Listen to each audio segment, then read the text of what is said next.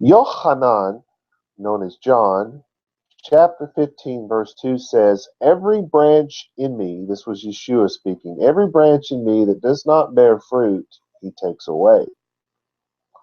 Verse 6 says that if we don't abide in him, men will carry us away and cast us into a fire where we will burn. So we worry that we may be one of those branches that are taken away and burned, right? Yeshua said, "Abide in me, and I in you." How do we pull that off? Do we pray a whole lot? Do we worship a whole lot? Do we study a whole lot? Do we become all holy and stuff? The name of today's message is Leaning on the Everlasting Arms. Please stand and cover yourselves for the reading of our scripture.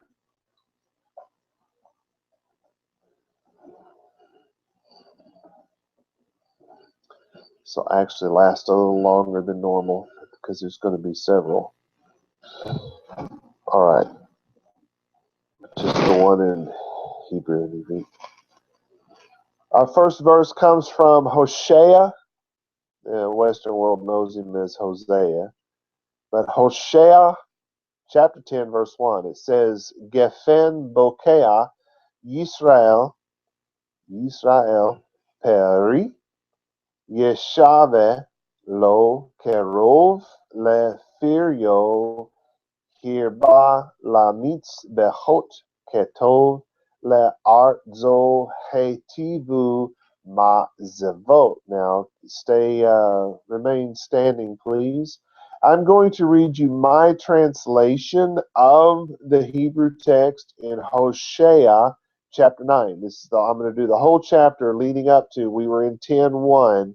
So I want to read the chapter that precedes it so that we'll understand 10:1 a little better. So here's my translation. Yisrael, that's Israel, shall not rejoice, not as other peoples, for you, speaking to Yisrael, you have gone from your God to commit adultery. You realize this is Hebrew and it's idiomatic, right? So adultery is not what we might think of in the Western world. Adultery means that they're serving other gods. You have gone from your God to commit adultery, to serve other gods. You loved the harlot's fee upon the grain of every threshing floor. Again, idiomatic, right? Because they were serving other gods, but they're not actually taking a fee for it, correct? And they're not doing this on every grain, for all the grain on every threshing floor. But it's hyperbole. It's like you do it everywhere and for every reason, and every corner is covered. And then verse 2 says, the threshing floor and the wine will not feed them, and the new wine will fail in her.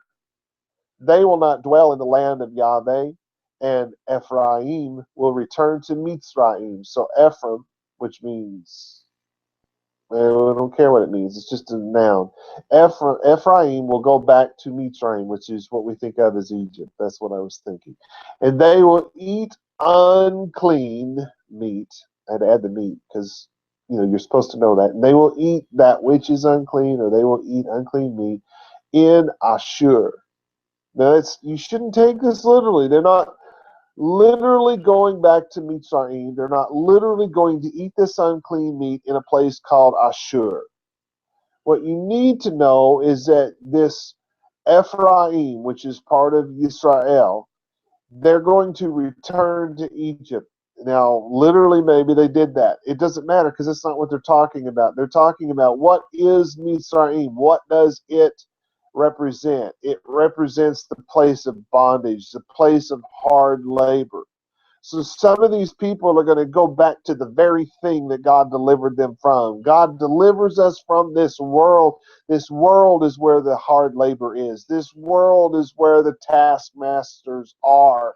And God delivered his people from that place, and they're going to do what? They're going to turn right around, and they're going to go right back to that place of hard bondage. Because, see, living by the Torah, that's where the yoke is easy and the burden is light. But when you get outside of that and you live inside the world, when you go back to Mitzrayim, you go back to the hard, living in the hard bondage. And what do? You eat unclean meat. What do they mean by that? You don't live according to the Torah. Verse 4, they will not pour out wine offerings to Yahweh, but will not depart from him. So they're not going to, again, it's idiomatic. They're not going to do what God told them to do, but they're not going to leave God either. Their sacrifices will be to them as the bread of mourners.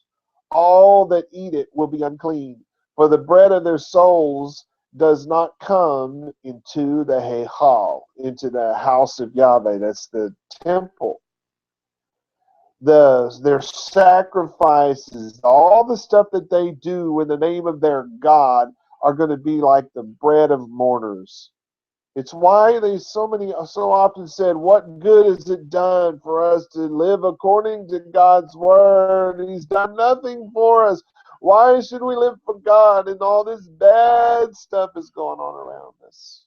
Sound familiar? It's still going on today. Verse 5. What will you do in the appointed days and in the days of the celebrations of Yahweh? Behold, they have gone because of destruction. Mitzrayim shall gather them, Mulch shall bury them. Their desire is for silver. Thorns will overtake them, and thorny bushes will be in their tents. All of these things that they think, all of this, get the silver and get the mansion, and we'll live in all of this wonderful place. And yet you turn on the TV and you watch all of these reality shows for all these rich, sniveling babies. Their life is so awful. And they have all the gold. This is the bank in California. Anyway, 7. The days of visitation have come. Listen to this. The days of visitation have come. Do you remember Yeshua saying that the temple was going to be destroyed because they didn't recognize the day of visitation? I wonder where that came from. The days of visitation have come. The days of recompense have come. Israel knows. The Navi is foolish. The prophet is foolish. The spirit of man is crazed because of the enormity of your guilt and great animosity. Ephraim is looking away from my God. The Navi, is the prophet, is a plotter and a snare layer in all his ways. Animosity in the Heichal, in the house of God. They are deeply corrupted as the days of Givah, or Givah. Could you hear the difference? He will visit their Torah rebellion. He will visit their sin. I found Yisrael as grapes in the wilderness, as the first fruit of the fig in the beginning. I saw your fathers go to Baal Peor, the face of the Lord. Baal means Lord, Peor is faith. And concentrated themselves to shame, or consecrated. No, they didn't concentrate on. They consecrated themselves to shame, and they became lovers of abominations. The honor of Ephraim will fly away like a bird from birth and womb, and from conception. Their honor will be gone at conception. It will be gone at birth. You see how it goes? It'll fly away like a bird from the womb and from conception. So it's going backwards, right? But it's just, it won't even be there at conception. For though their children were many, I have made them childless without men. For behold, woe to them when I cut them off. Some hard times coming. As a rock, I saw Ephraim planted in a pasture. Not much grows on when you plant a rock, right? I'm just saying. And Ephraim will bring his children to a murderer. Man. Give to them Yahweh. Give them what? Give them a miscarrying womb and dry breasts. Cut them off is what that means. All their evil is in Gilgal. All of their evil is in Gilgal. For there I hated them, Because of their evil deeds, I have driven them from the Heichal. This is my house. That's the temple. My love for them will not increase. All their leaders are rebellious. Ephraim is wounded. Their deeds in me are dry fruit. Behold, for their begotten, I have killed the desires of their womb. In other words, it won't keep going. It won't keep going. He'll stop it. My God despised them because they did not obey him, and they will be wanderers among the nations. All right, so getting back to our verse in Hosea, you may be seated.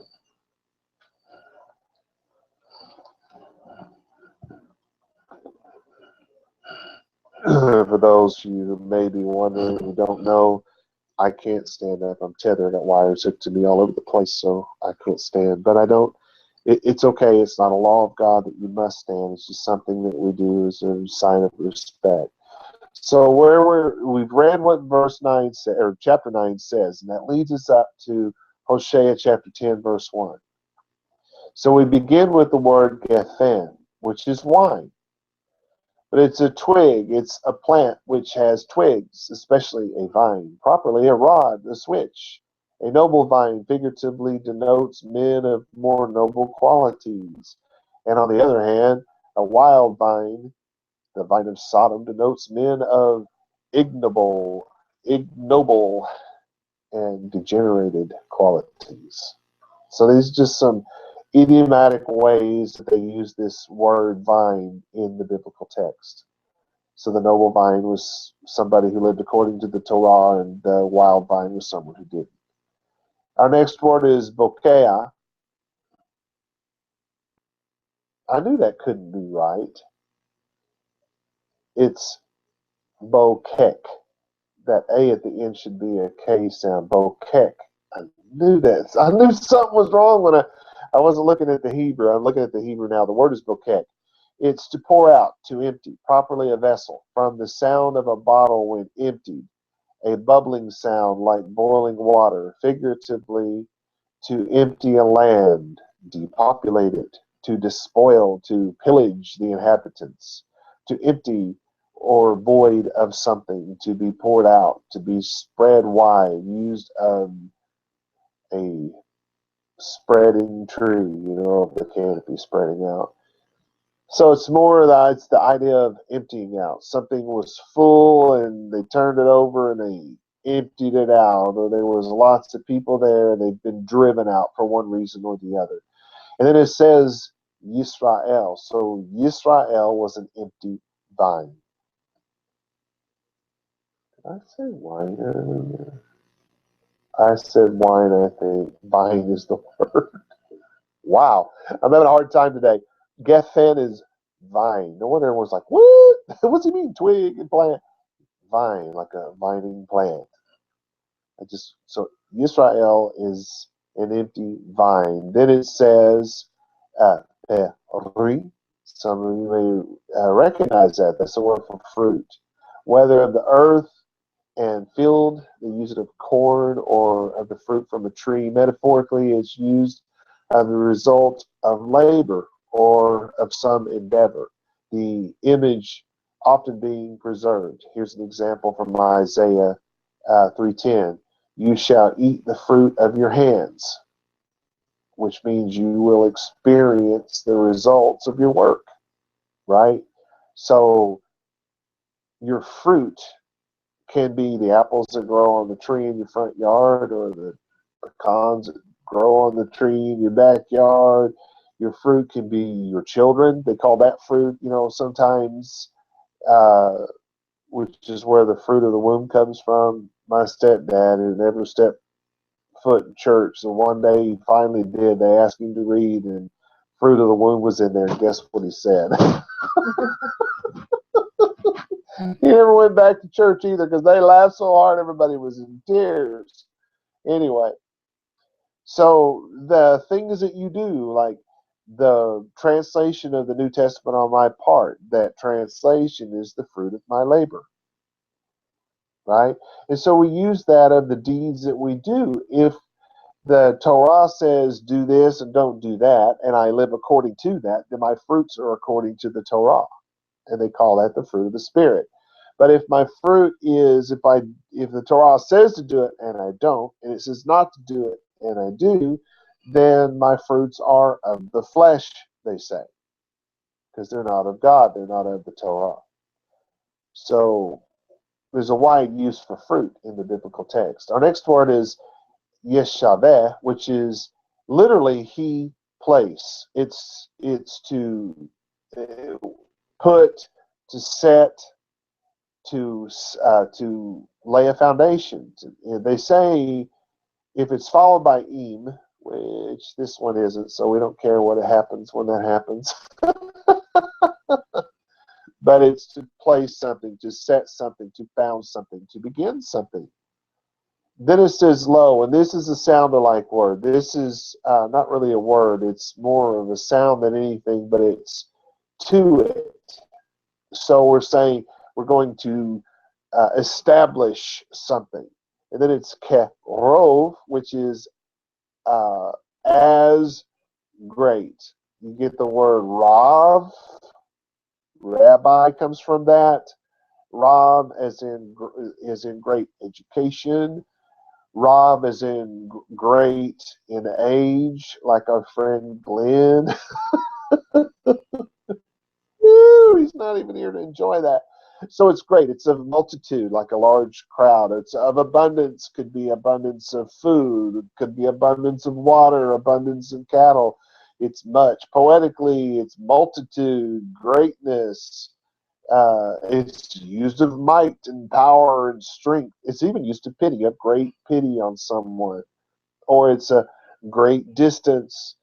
The day is uh, the day is great, means that the day is almost spent. You know, you're late in the day.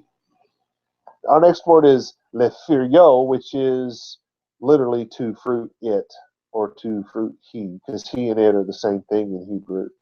And we've already had this. This is your word fruit, whether of the land and the field. We've already talked about that, of your children, of the things you do. And then we have herba. So here again we have Rav. You know, they put something on the front, they put something on the end. In this case, what they put on the front of it was the hay.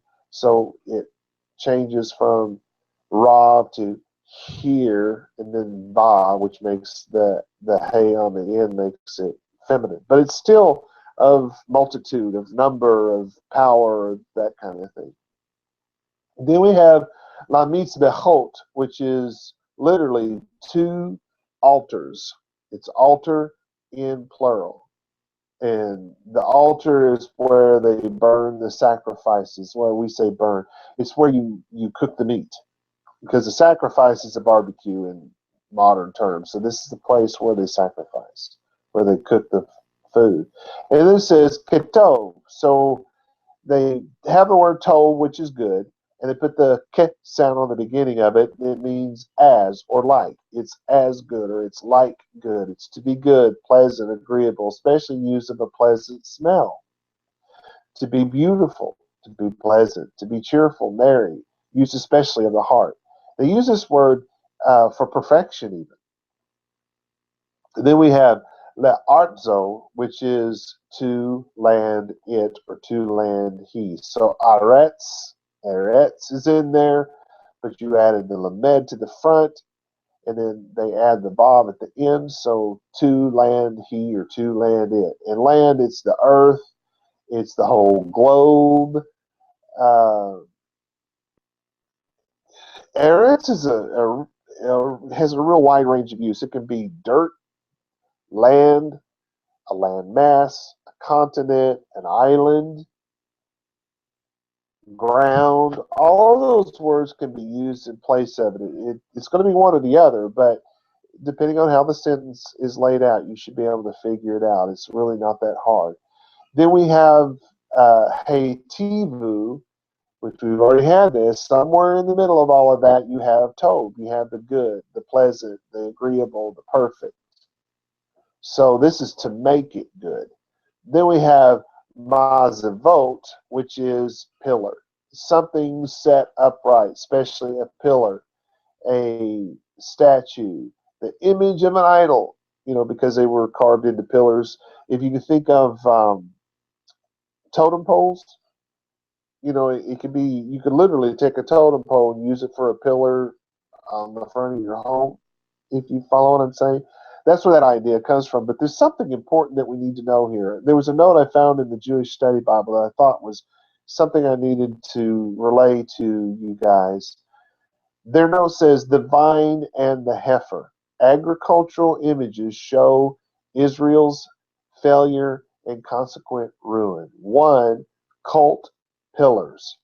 Pillars and altars were part of a cultic site. And they say, compare that to Exodus 24, 4 through 5. During the monarchy, what's that word? Monarchic. During the monarchic period, pillars were also involved in the worship of the Lord, of Yahweh. Several biblical texts commanded the destruction of altars and pillars used in the worship of gods with a little g, other than Yahweh. So then they give some examples: Exodus 34:13, Deuteronomy 7 and 5, and 12 and 3. Others condemn the marking and use of pillars in general. And then they give Exodus 26:1 as an example. So here's my long-winded, not so long-winded, but here's my translation. Yisrael is an empty vine, and its fruit is like it. So it's an empty vine, and everything, all of the things that it does, its deeds are just like what it is. Its deeds are empty vines. So Yisrael is an empty vine, and its fruit is like it. When the fruit of it was great, he made many altars. When the land was good, cult pillars were abundant. When times were good, nothing could keep them away from Saturday's Shabbat service or the feast. When times were good, they paid their tithes and made their offerings.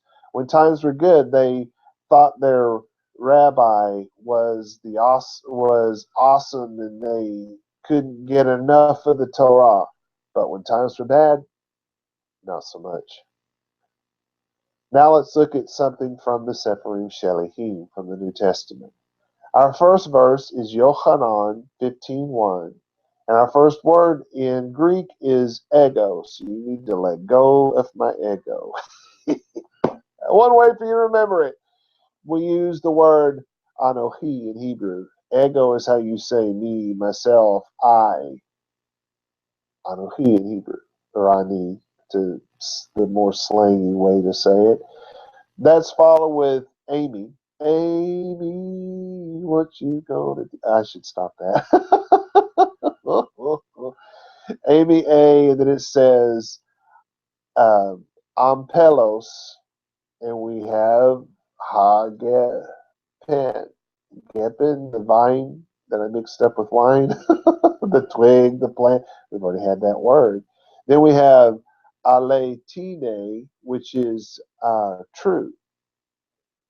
It's used in place of Ha'amiti, which is, of course, Hebrew, firmness, stability, and perpetuity. In other words, it goes on and on and on forever. Faithfulness, fidelity, in which anyone is consistent and performs promises. Probity, it says, unrighteousness, integrity of mind, especially it is integrity of a judge. Justice, also sincerity, which is opposite to I don't even know how you say that. Dissimulation. Truth, opposite to falsehood. Let's follow with a conjunction and then we have pater. You hear father.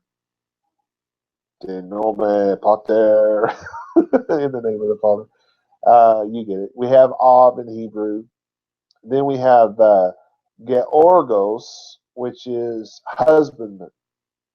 We say korem in Hebrew, a vine dresser, one who tends to cultivate and prunes vines. We are literally talking about a farmer, but more specifically, someone who farms wine. So our translation here, our long-winded, amplified translation of Yochanan of John 15:1. I am the faithful, firm, stable, and perpetual vine performing vine, performing promises, righteousness, just and true. And my Father, which is the place from which I descend, the host of heaven, is the vine dresser, the one who tends to, cultivates, and prunes the vine. So it still doesn't make any sense, right? So here's the regular translation. Mashiach is the Torah, and Yahweh is the scribe. Wow, how'd you get that? Well, he says literally, I am the true vine. The Father is the vine dresser. I am the true vine. The Father is the vine dresser. I am, who is that? Mashiach. So Mashiach is the true vine. What's the true vine? It's idiomatic for the Torah. And Yahweh, the Father, is the scribe. So if you're Trinitarian, you're saying, see there, that proves that there's Jesus over here and Yahweh over there. No, it doesn't prove any such thing. He's calling himself Yahweh.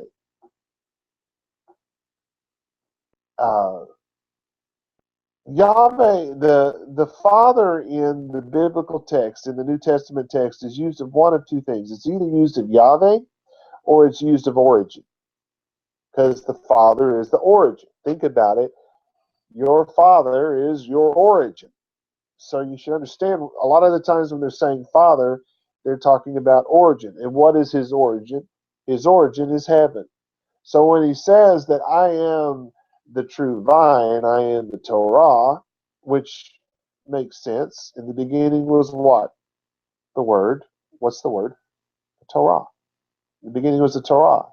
The Torah was with God, and the Torah was God. Does it sound like he's saying anything different here?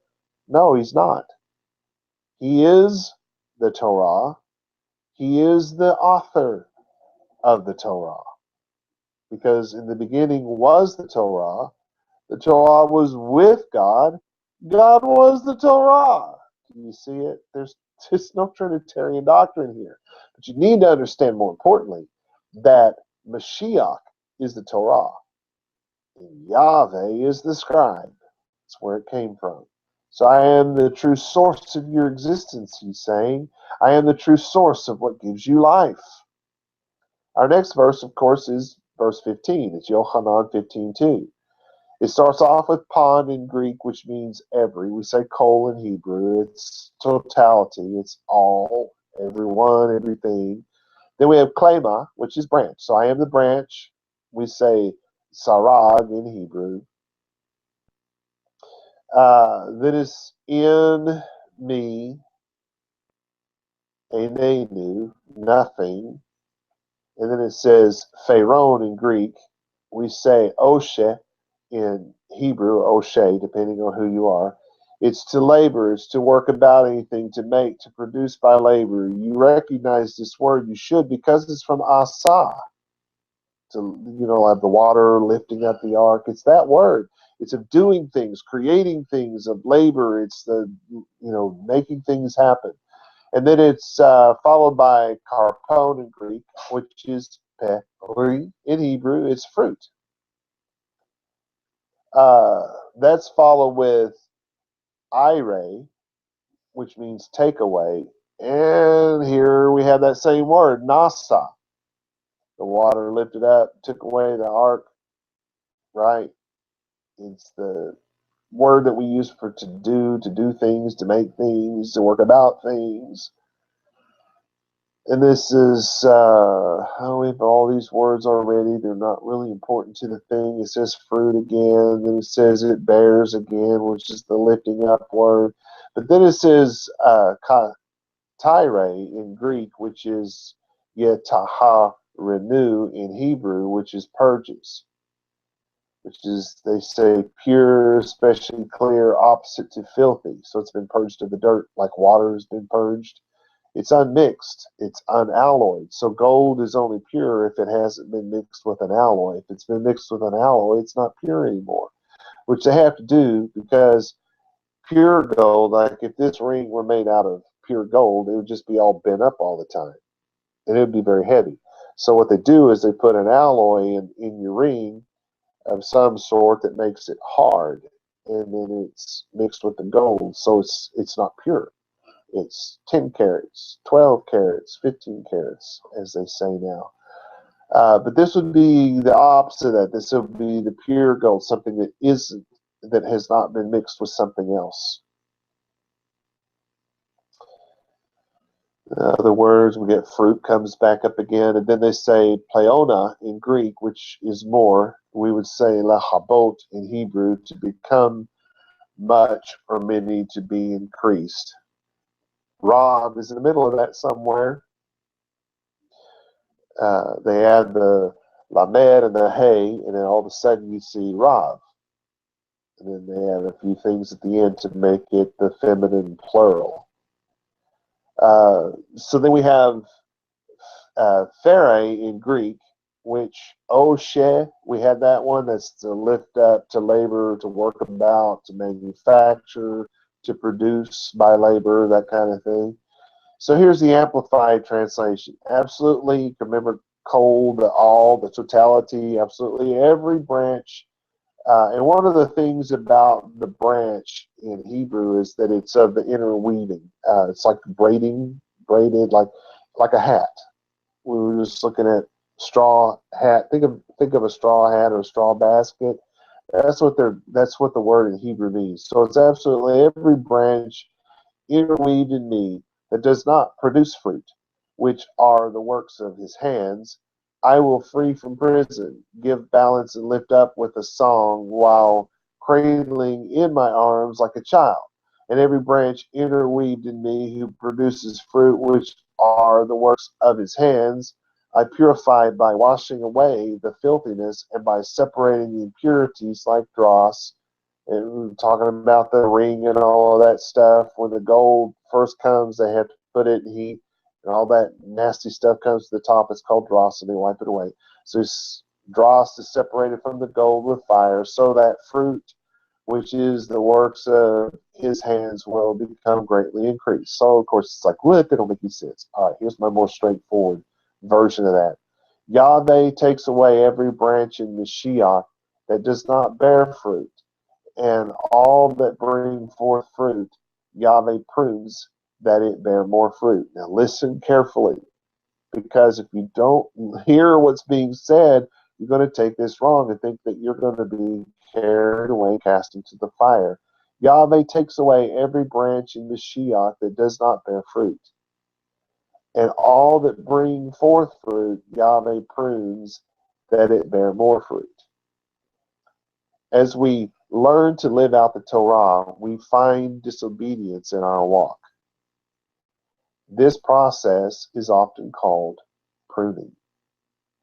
You know, you go and people get mad at themselves all the time. They get on the path and they're all excited. They're trying to do it. And then I teach something, and next thing you know, they're calling me and they're crying. And oh, I didn't know I was committing all this sin. I'm such a boo-boo head, blah, blah, blah. Trust me, I was one of you. Every once in a while, I break down and have that same outburst. But you have to remind yourself, this is the pruning process. We come into this with lots of failures, and we're learning. And as we learn the right way to do this, that, or the other, we begin to see failures that we didn't see as failures before.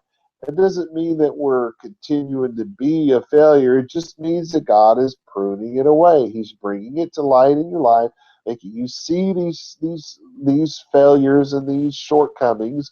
It's called the pruning process. So he's not going to cut you off and toss you into the fire. He's pruning you. He's making you better, because as we cut away this sin and these shortcomings and these failures, what then happens from the pruning process? You bear more fruit. This is a good thing. It's not a bad thing. The pruning process is a very good thing. Now, our next verse is, of course, verse 3. We're in Yohanan, or John 15:3. It starts off with a day, which means now. We say ka'et in this case. It's a fit or proper time.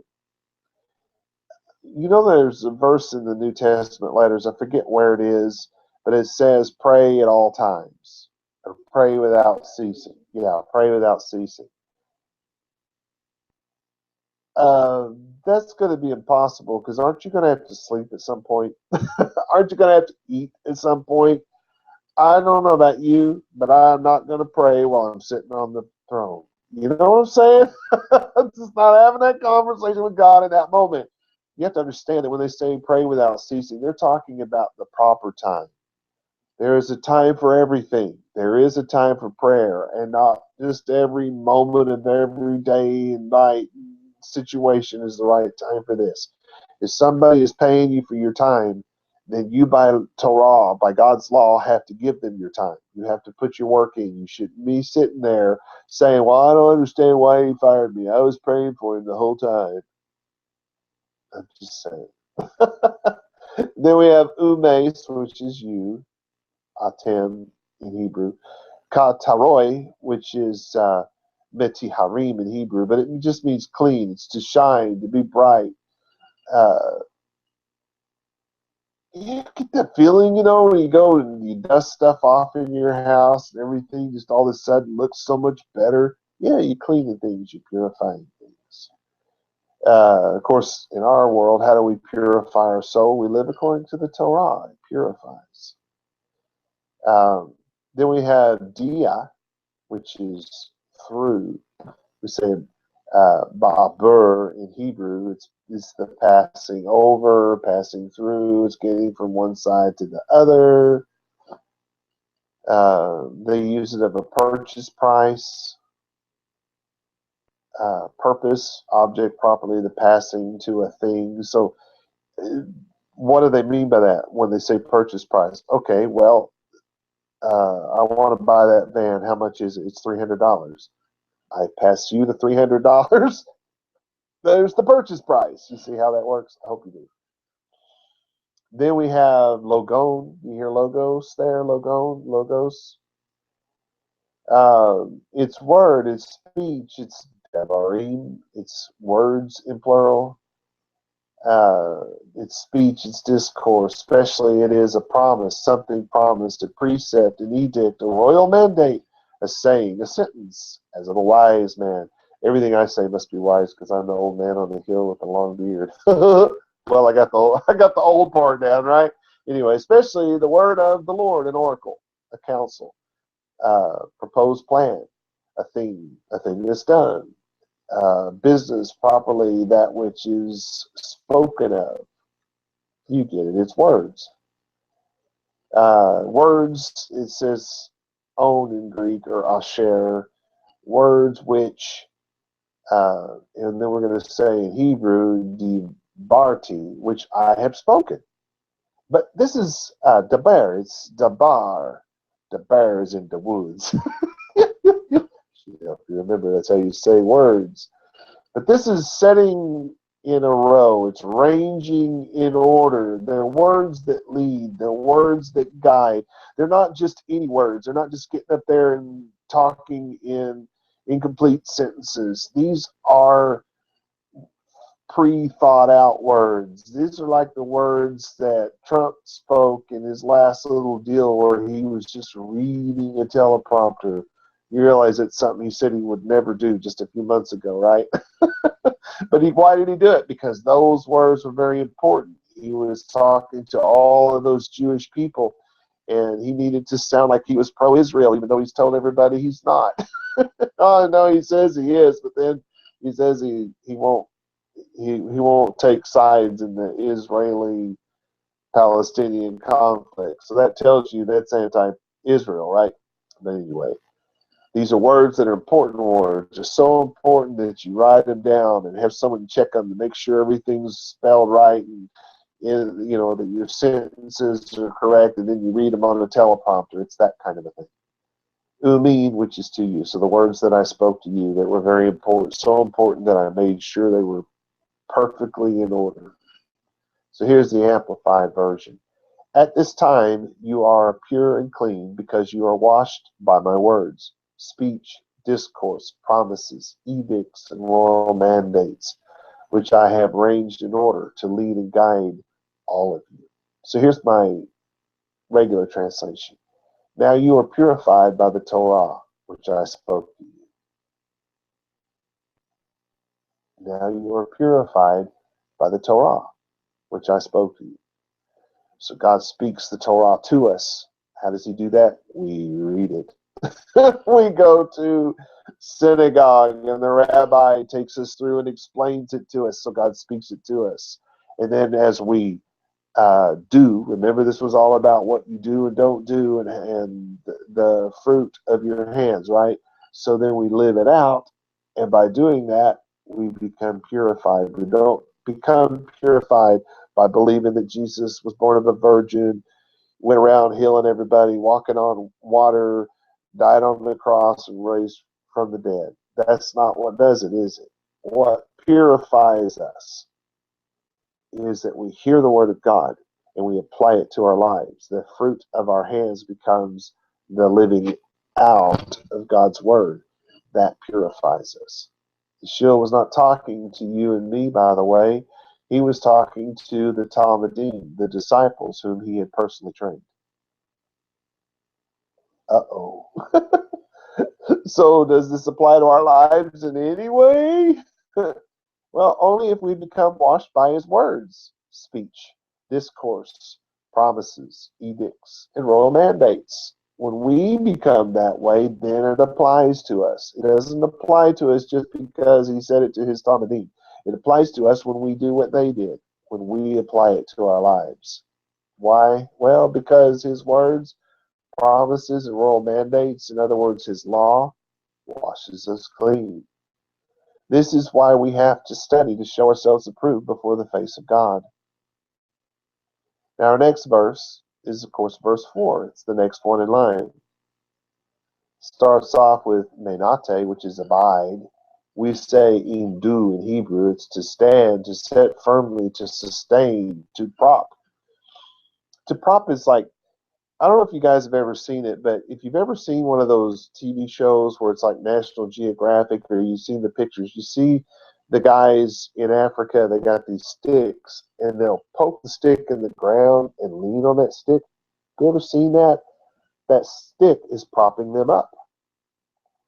And if you build a house, a lot of, in the old days, don't know how to do it these days, but in my day when I was young, we would build the wall, and then 3 or 4 of us would lift it up, and then we would take 2-bys and hammer one into the wall and hammer one to the floor. That's that we were propping up the wall. To stand before a king, it's used of that, to serve, to minister to him, to be set over anyone, to confide in anything, to stand by anyone, to defend him, to stand for, to stand firm, to remain, to endure, to stand firm before anyone, to resist him, to persist, to preserve. Yehezkel or Ezekiel 17:14, they have an example: to keep the covenant and to stand to it.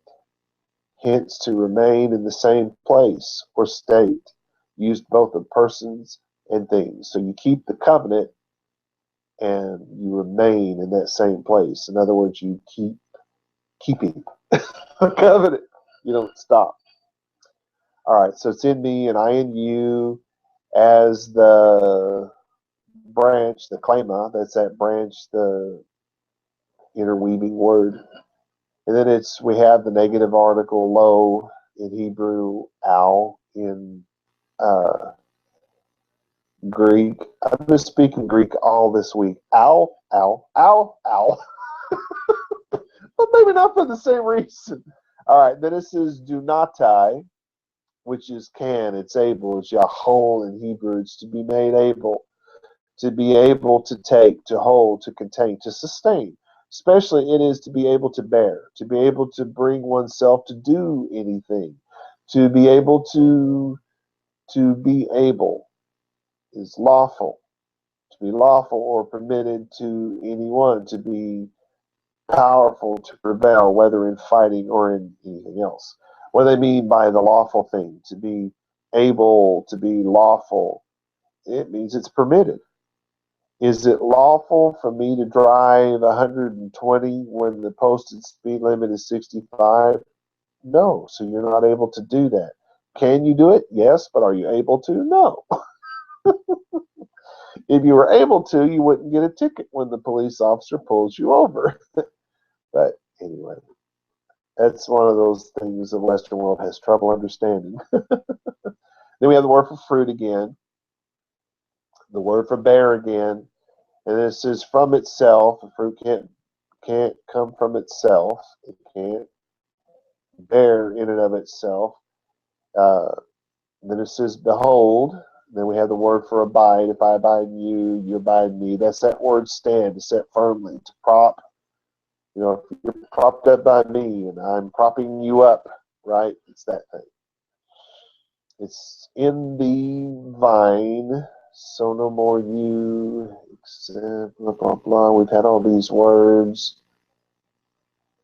So you will abide. Okay. So I've skipped almost all of it because we've already had all the words.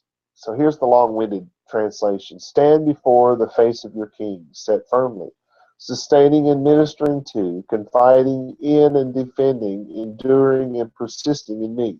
This is Mashiach. And I in you. As the braided and interweaved branch is not able to hold, contain, or sustain, not able to bear or do anything, it is not lawful, powerful, or able to prevail in works or labor, in producing, manufacturing, or fabricating the result of that labor, the fruit, from out of itself. Behold, unless you stand before the face of your king, set firmly, sustaining and ministering to, confiding in and defending, enduring and persistent, inbraiding and interweaving in the vine. Behold, you cannot unless you stand before the face of your king, set firmly, sustaining and ministering to, confiding in and defending, enduring and persisting in me. What? Well, here's the simple one. Remain in Torah. That's the Mashiach, me. Remain in me. Remain in Torah, and Torah in you. So you remain in Mashiach, and Mashiach remains in you. So if you remain in the Torah remains in you. Just as the branch cannot bear fruit from itself if it does not remain in the Torah, in the vine, so neither will you if you do not remain in Torah, if you don't remain in me. So did you catch it? And I in you? If you stand before the face of your king, set firmly, sustaining and ministering to, confiding in and defending, enduring and persisting in him, dot, dot, dot. He is going to stand before your face, set firmly, sustaining and ministering to, confiding in and defending, enduring and persisting in you. That's incredible, isn't it? I could use a whole lot of FaceTime with my king. How about you? These vines are twisted and braided into each other. They cannot possibly exist without the source. Cut them off, and they will cease to exist without the source. What is the fruit? It's the end result of your labor. We cannot do labor or works on our own. We can do nothing without him, is what he's saying, because he's the ultimate giver and sustainer of life, is he not? If we're cut off from him, if he being the Torah, if we're cut off from the Torah, what's going to happen? All that we do because he is the source of our ability to do it. Ability that we will not have until we stand before his face and minister to him. Until we are so close to him that we confide in him, endure all things with him, and are completely persistent in him. There's another verse, though. It's verse 6. Not that man, we have the word for abide, it was the do, the stand, set firmly to sustain. Not that man will do this in me. And then we have a word cast. This is a new word. It's Eblete in Greek, it's hushlach in Hebrew. It's to cast, to throw, to cast away. It's like you pick up a rock and you throw it. To cast, as in into a pit, into water, into fire. You're throwing something, to cast a stone into the water. Cast anything behind one's back. In other words, to neglect it. By out of sight, out of mind is kind of what they're using for this. They're saying that if it's not before your eyes and you're forgetting about it, then you cast it behind you. They also say to that end that you're neglecting it, that you even despise it if it's something you're supposed to be doing and you're not. To cast anything upon God, which is to commit to God's care. And we have a new word, exo. I almost said that wrong. Exo, which is forth. We say hahutza in Hebrew. It's properly a wall, hence especially the outside of the house. Whatever is without, out of the house, the street. The street is not in the house, we hope. It's out of the city, the fields, the country, deserts, out of doors, without, abroad, born abroad. In other words, away from home. To be outside, without, on the outside as opposed to within. Outside the city, the camp. Something I want to point out. Waste fires were not allowed inside the walled city. The waste was always taken outside of the walls and burned out there. Why? Because if it catches on fire, if it gets out of control, you don't want the fire inside the city. You want it outside the city. And the walls around the city, they were like a fire break to keep the fire from the inside. I was thinking about this morning when I was looking at this, that when we first moved here, whoever lived here before us, they used to dig a little bitty hole in the ground and throw the trash in it and burn it. Some of those burn piles were literally inches away from the house. Okay, not the best idea. That might explain why there was no house on this land when we bought it. It was repoed. I know that because the neighbors told me. But anyway, then we have the word for branch again. We have a new word. It means withered. Vayishvash. It's to be dried up, to be or become dry, as of plants, trees, grass, of a tilled field, of the earth, of bones void of marrow, they call them dry, of a withered hand, hence the vital strength. If your strength has gone out of your hands, they say that your strength is dried up. Just one of the ways they use it. Then we have, check out this word. You probably never heard it before. Sunagasim. Sounds familiar, doesn't it? Yil ketum in Hebrew, it's not what you think, but I thought it would be funny to say it that way. To gather, to collect properly things lying on the ground, ears of corn, stones, flowers, manna. Once used of collecting money, to collect anything lying on the ground. So why does it sound like synagogue? Because a synagogue is a gathering of the people. So it's why it sounds like it, because it comes from the same root. Them and into, they have the word for fire. The Greek word is per. The Hebrew word is esh. It's the word that imitates the sound of wine offering, libation. That's what they call a libation. You take a hot surface, it's heated up, and then you pour the liquid on it. It goes shh, shh. You hear it? That's what it mimics.